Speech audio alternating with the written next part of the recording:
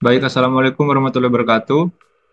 Di sini kami dari kelompok 2 dengan anggota saya sendiri, Randika Suwarto dan Ramasi Hidayat, serta Tesen Mata Senipar, ingin menjelaskan bagaimana cara pengaplikasian dari uh, PySpark Hadoop dengan slave dan masternya. Jadi kita bisa menjalankan training data dengan distribusi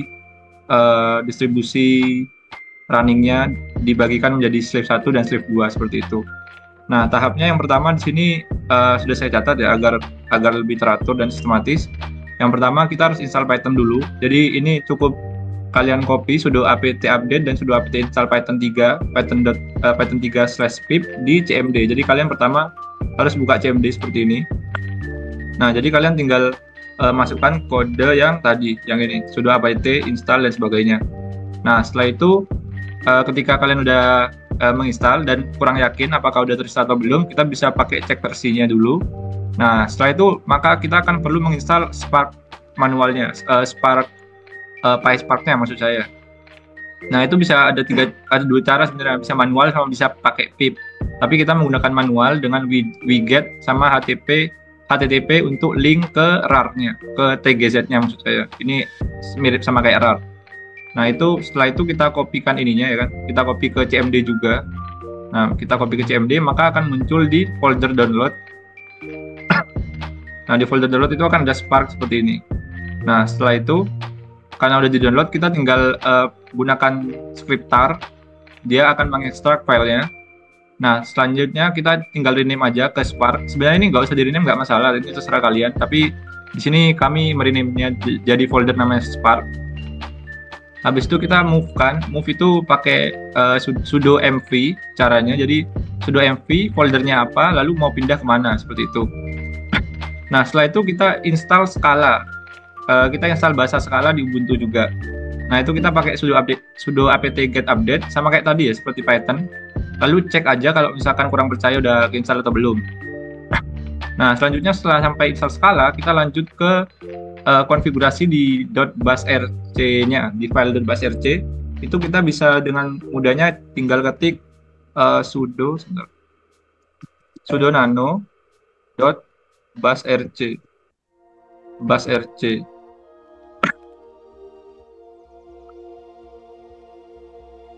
Sebentar. Lalu kalian tinggal masukin aja. Sebentar, kayaknya salah. Sudo nano, oh iya. Harus di ini ya, harus di folder awal dulu ya, di root, foldernya root. Harus di cd dulu, lalu sudo nano basrc dot basrc. Salah sih. Basrc-nya kebalik, sudo nano dot basrc. Nah, ini dia baru keluar. Nah, di sini sebenarnya tinggal kalian masukin di bawah sini aja sih untuk yang tadi itu. Untuk yang ini Spark ininya semuanya itu masukin di sudo nano.basrc. Nah, setelah itu tinggal kalian cara gampangnya adalah Ctrl X, atau mungkin kalau kalian mau save dulu berarti Ctrl S dulu baru Ctrl X seperti itu. Terus selanjutnya ini ada bikin spark/env. Ini ada di file user spark.env. Jadi kalian masuk ke folder sparknya dulu. Habis itu kalian masuk ke folder conf ini, lalu ada spark/env. Yang ini nanti akan diisi dengan coding script yang ini. Export, spark dan sebagainya ini akan dimasukkan ke dalam file spark/env.sh ini. Nah, sampai sini seharusnya kalau sudah sampai sini, kalian bakal bisa menjalankan Spark Shell ini. Jadi sampai tahap ini harusnya udah spark.shell, spark.shell.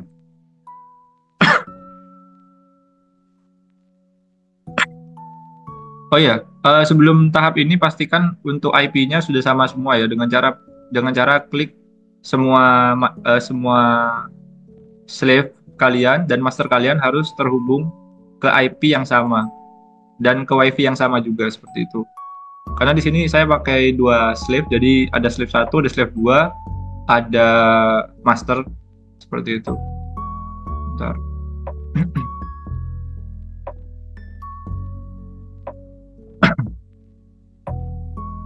Misal buat contoh itu slave 1.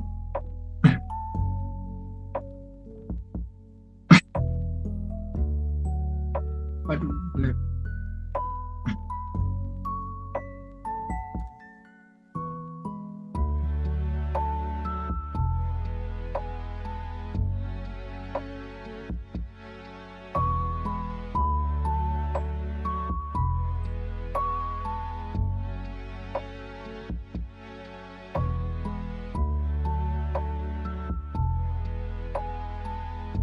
Mungkin sepertinya ini laptop saya nge-lag, jadi intinya adalah kalian harus gunakan semua slave kalian dengan cara kalian ketik di CMD, ketik di CMD-nya, lalu cek IP-nya berapa, gunakan IP config, lalu di enter. Nah, di situ kalian akan muncul IP-nya berapa, tinggal dimasukin ke etc/host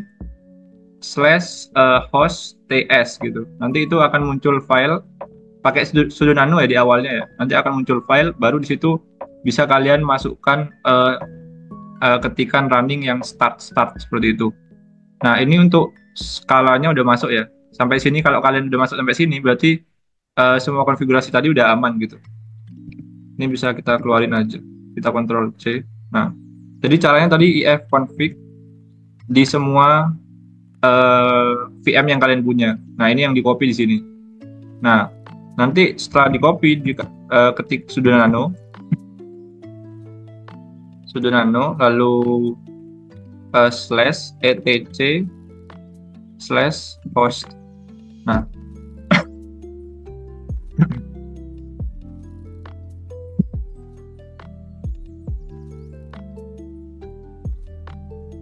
mohon ditunggu sebentar, ini karena nge-lag. Oke. Nah, di sini nanti kalian bisa masukin aja master kalian berapa kayak gitu IP-nya.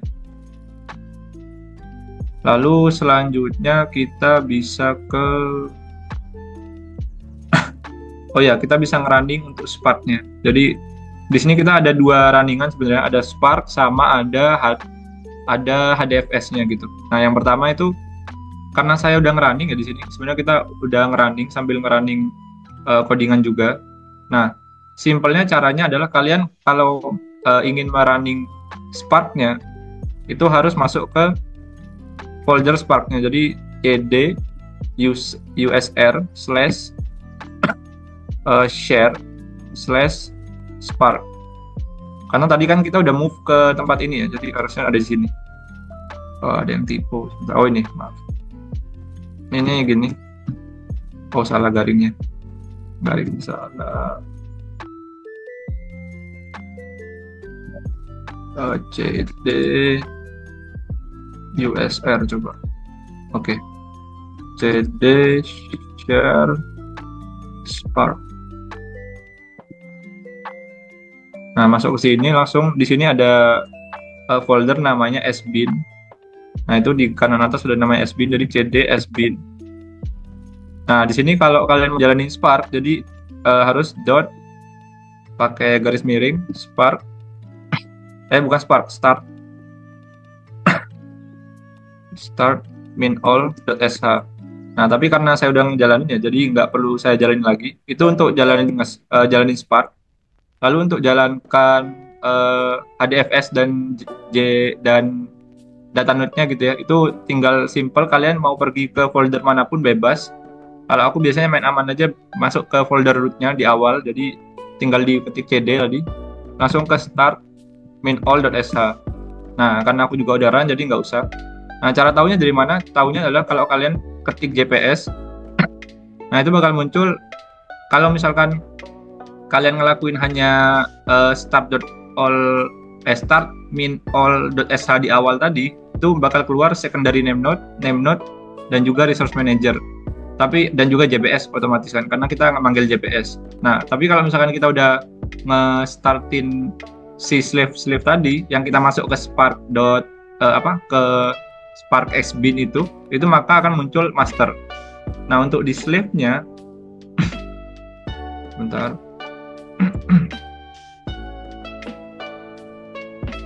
Ya bisa.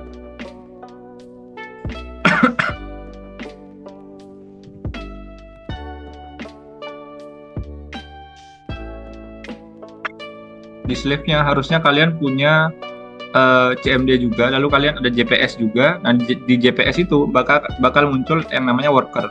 Jadi kita nggak perlu main di slave-slave-nya gitu ya, VM-nya. Kita cukup main di master aja gitu. Nah, setelah itu kalau udah sampai sini, otomatis kita perlu sediakan codingan untuk IPYNB dan .py-nya untuk codingan si modelnya gitu ya. Nah, untuk codingannya sebenarnya udah kami sediakan di sini. Kita menggunakan PySpark juga dan modelnya juga ada dua. Nah, mungkin langkah selanjutnya di sini adalah karena tadi ini sudah lewat ya. Sekarang aktifkan Hadoop master dan slave-nya, ini udah lewat. Lalu masukkan file data. Nah, untuk memasukkan file data ini kita harus cek dulu yang di browsernya ada localhost 9870, ada localhost 8088, ada master 8080. Nah, yang master ini hanya bisa muncul ketika kita udah nge-start si Spark-nya. Lalu Hadoop ini kalau kita udah nge-start tadi yang start min all.sh kayak gitu. Nah, di sini awalnya bukan kayak gini, tapi awalnya adalah localhost.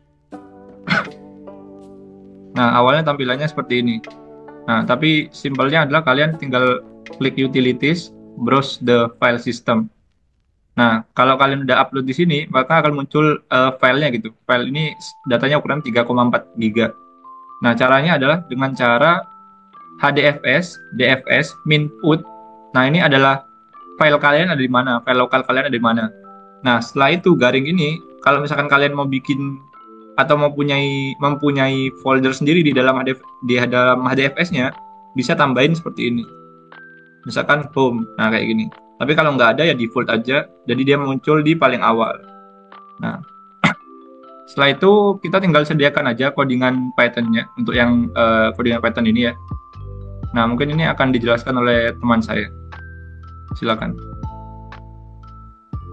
Baik, pertama kita akan inisialisasi dan import dulu di library penting yang untuk diimport untuk memproses datanya, membangun model, dan akan melakukan evaluasi seperti Spark Session, function, pipeline, fun, dan banyak lagi. Yang kedua, kita akan melakukan fetching data Kaggle, di mana ini fokusnya pada pengunduhan dataset dari Kaggle, dan kita akan ekstrak di sini menggunakan Kaggle dataset download. Dan kita file itu yang telah diunduh dan memindahkan filenya itu ke lokasi yang mudah diakses dalam file sistem Spark kita. Selanjutnya yaitu kita dapati variable information di sini. Ini penjelasan singkat terkait kolom yang akan digunakan dalam dataset kita. Oke, selanjutnya itu adalah sampling dataset, di mana tujuannya ini membuat sampel datasetnya dengan ukuran yang lebih kecil. Karena datasetnya ini cukup besar ya, dan sulit di preprocessing lebih dalam. Dari datasetnya yang awalnya cuma 31 GB, di sini kita akan ubah menjadi data sampling sekitar 3,4 GB dengan random sampling. Mungkin bisa dilanjut.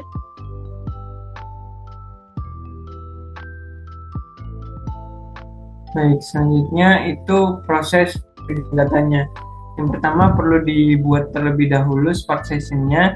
Jadi inisialisasi Spark Session-nya di sini sendiri ada beberapa parameter seperti app name-nya, terus konfigurasi master node-nya, sama konfigurasi untuk file storage yang dimana di sini basicnya ada di HDFS-nya. Terus dibikin atau diambil dari Spark Session yang sudah ada. Selanjutnya untuk load data frame-nya atau data yang akan digunakan di Spark Session-nya itu bisa menggunakan spark.read.csv. Nah, itu di situ ada header terus sama infer schema. Infer schema itu digunakan untuk menginterpretasikan tipe data untuk masing-masing kolom. itu hasilnya jadi inverse skemanya.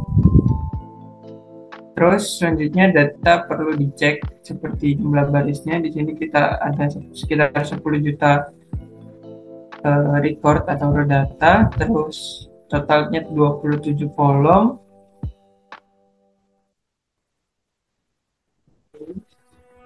Selanjutnya melakukan pre-processing data. Nah, data-data yang duplikat itu dihapus supaya memudahkan proses pengolahan datanya nanti. Terus dipilih kolom yang relevan untuk modelnya. Di sini di-define terlebih dahulu kolom kategorikal, numerical, sama labelnya atau yang jadi variabel targetnya.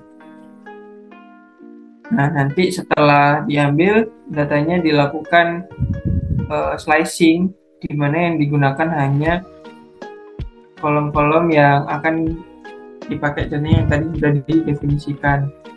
Setelahnya baru dilakukan pemrosesan untuk kolom kategorikal. Yang pertama pakai string indexer untuk kolom kategorikal, di mana nanti nilai-nilai dari kategorikal itu diubah menjadi indeks sebelum nantinya itu diubah ke dalam bentuk one hot encoding untuk masing-masing kolom kategorikal. Setelah dilakukan encoding dari string indexer tadi, nantinya setiap vektor untuk masing-masing kolom kategorikal itu dijadikan satu semuanya menggunakan vektor assemble. Nah, kemudian setelah assembling menerapkan itu semua, kita bikin pipeline-nya. Bikin pipeline sendiri itu terdiri dari tadi string indexer, terus encoding, sama assembler. Fungsi dari pre-processing pipeline ini sendiri supaya lebih mudah atau lebih simple dan juga bisa replikasi. Terus diaplikasikanlah pre-processing tadi ke dalam data kita menggunakan fit transform. Selanjutnya bisa balik lagi ke Mas Andika. Model menjalankan langkah ke-6 yaitu model klasifikasi. Ini menggunakan logistic regression. Nah, di sini langkah pertama seperti biasa, karena logistic regression hanya menerima numeric untuk targetnya, jadi kita ubah jadi numeric. Nah, kebetulan ini sebenarnya value-nya true and false, jadi kalau true dipakein 1, kalau false dipakein 0, kayak gitu. Otherwise 0. Nah, selanjutnya di splitting datanya sebanyak 80-20%. Nah, lalu ini di train sebanyak 800.000 baris, 8 juta baris di train. Lalu di test sebanyak 2 juta baris sekian. Nah, untuk di sini langkah selanjutnya adalah memfitkan modelnya. Jadi ini modelnya belajar dari data train. Nah, setelah belajar seharusnya adalah evaluasi. Jadi di sini adalah evaluasi untuk data test. Nah, di sini karena terlalu banyak modelnya, datanya terlalu banyak, jadi kita menggunakan contoh saja sampling. Yang penting kan kita tahu bahwa codingan ini sudah terrunning dengan slave kita gitu. Jadi slave kita udah bekerja. Tahunnya dari mana? Tahunnya dari sini. Jadi ini adalah slave 1, ini adalah slave 2. Nah, ini adalah processing yang harus dipenuhi. Nah, untuk stage-nya itu ada stage 57. Nah, ini stage-nya kita nggak bisa tahu sampai berapa, tapi intinya ketika 12 ditambah 0 ini adalah 12, maka ini 12 per 28. Nah, ketika 28 per 28, kalau memang stage-nya udah maksimal, maka hasilnya udah bakal running ke langkah selanjutnya kayak gitu. Nah, lalu di sini sebenarnya untuk runningnya belum selesai karena di sini ada bacaan loss executor 4 dan loss executor 3. Nah, ini adalah IP address dari masing-masing VM yang kita pakai gitu. Worker itu adalah slave 1 dan slave 2 kita. Nah, kenapa demikian? Kalau di sini harusnya karena setiap VM-nya ke pause gitu. Setiap VM-nya itu terpause. Nah, VM terpause. Lalu yang ini juga VM terpause. Sebentar. Nah, caranya seharusnya adalah tinggal kita running lagi. Nah, namun karena sepertinya di sini memori saya tidak cukup gitu ya. Di sini udah 0 bytes sehingga tidak akan bisa untuk merunning 2 slave di satu waktu. Nah, jadi sebenarnya untuk hasilnya adalah seperti ini. Untuk outputnya itu adalah keluarnya seperti ini. Jadi setelah kita running, bentar. Jadi sebenarnya outputnya akan sama aja, tapi karena kita pakai slave 1 dan slave 2, itu maka melebih cepatkan tahapan yang harusnya hanya pakai satu core saja, satu prosesor saja kayak gitu. Nah, di sini untuk hasilnya seharusnya muncul seperti ini, akurasi 1, jelas 1 karena kita ngambil cuma dari 1% aja ya, 1% test sample kayak gitu. Nah, terus tadi juga langkah fit yang kepotong itu adalah langkah di sini. Nah, jadi model udah belajar sama train data, train DF kayak gitu. Nah, selanjutnya di sini sebenarnya udah nyampe di model clustering k-means-nya ya, ini udah selesai. Namun di slave sini karena tadi seperti yang saya bilang untuk memorinya tidak cukup, jadi di sini dia terhenti gitu. Namun di sini udah terlihat bahwa kita udah berhasil menggunakan dua slave kita dengan cara di sini kita udah punya active node 2. Nah, ini menunjukkan bahwa kita menggunakan slave 2. Maksudnya slave-nya ada 2 slave, yang pertama slave 1, slave 2 kayak gitu. Nah, selanjutnya di Spark Master. Di Spark Master ini kalau kalian lihat di sini, misalkan saya refresh dulu. Nah, kenapa yang harus diperhatikan adalah yang pertama worker ID. Jika ini udah ada 2, berarti udah benar kayak gitu. Nah, ini IP address-nya seperti yang tadi ya. 47 itu buat 1, 48 itu buat yang slave 2. Nah, sekarang stage-nya dead. Kenapa dead? Karena tadi kita pause di sini. Karena kita pause, jadi maka dia terhitungnya dead. Kalau mau dijalanin lagi, otomatis space hard disk kalian harus ada space biar bisa dia selalu berkembang gitu, karena dia kan ngolah data ya kayak gitu. Nah, lalu tadi kita buat Spark session-nya namanya flat prices, ini muncul di sini gitu ya. Terus submit time-nya sekian. Nah, kalau stage-nya di sini dia running ya, durasinya udah sejam running, tapi sebenarnya kan ini ke pause sebenarnya gitu. Nah, kalau misalkan mau lihat lebih detailnya, bisa di sebentar di sini.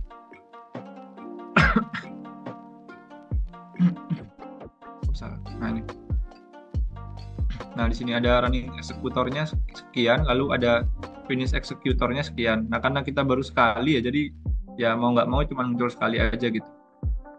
Terus setelah itu kita punya juga tadi. Nah, ini model k-means-nya juga udah selesai sebenarnya di sini untuk di Python biasanya ya, yang tanpa menggunakan Spark. Di sini kita menggunakan fiturnya sama kayak tadi, sama seperti yang di clustering, di klasifikasi. Lalu k-means-nya kita pakai K3 biar clusternya ada 3 gitu. Nah, siluetnya sekitar 0,72%. Dan ini untuk siluet per clusternya kayak gitu. Lalu mungkin setelah ini maka harusnya langkah selanjutnya adalah jika ini sudah running semua ya, misalkan di sini running semua, maka jika kalian sudah merasa cukup untuk pengerjaannya, kalian bisa tinggal klik aja di sini. Ini kan dia foldernya root ya, kita tinggal klik aja stop all min.sh. Nah, kayak gini. Kalau misalkan kalian mau stop, lalu kalau misalkan mau stop yang tadi, yang di sbin, yang di user sbin, maka sama caranya. Jadi kita harus cd. Nah, cd ini. Nah, cd usr. Nah, masuk ke cd sbin. Lalu ini udah masuk ke sbin, selanjutnya tinggal kita stop sama kayak tadi. /stop min all.sh. Nah, kalau kalian udah running dua-duanya tadi, maka JPS di sini bakal hilang semua. Jadi yang ini hilang, ini masih tetap ada, ini hilang. Nah, kayak gitu. Jadi hasilnya bakal seperti itu kalau misalkan kalian udah stop semua.